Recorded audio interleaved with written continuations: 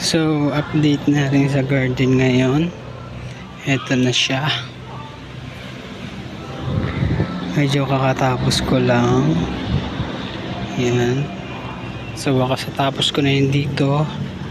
Kakatapos ko lang yan ngayon. Yan. Tapos binasa ko na siya para tumibay natin kaagad.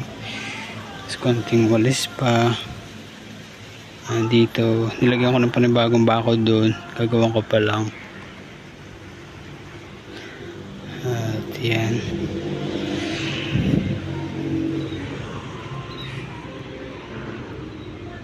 Tapos dito rin katatapos lang din kanina umaga itong bakod.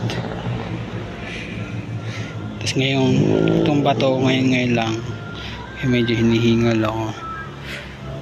Yung mga bato na yan galing dito sa loob. Kasi ang dami ko nakuha ang bato at marami pa yan. Lalagay ko din sa labas. Tapos yun. Ito siya. Kamatas ko namumulaklak na. Ganon din yung ampalaya ko may bunga na. Yung dami, tas yung maliliit. Bali ililipat ko na sila, kailangan na. Dito, nilalagay ko dito. Tapos yan. Walis na rin ako. Tapos naisip ko, habang tinitignan ko to, pwede pa yung isa dito.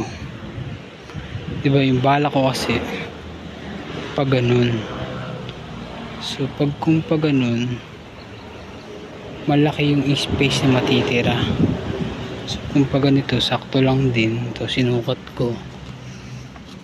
Yan. Bali pag ganun, tapos dito yung daan.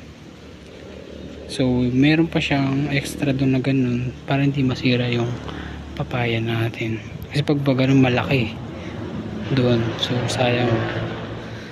Hindi ko sure kung pag ganun o pag ganun, pero maganda rin yung pag ganun. So yun pa siya.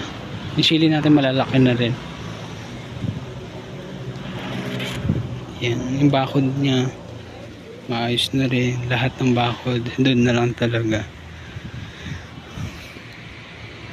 Baka yung pintuan doon, hindi ko lang saan nakukuha ang panggawa.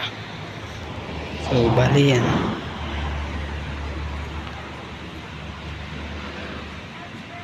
Yan pa lang.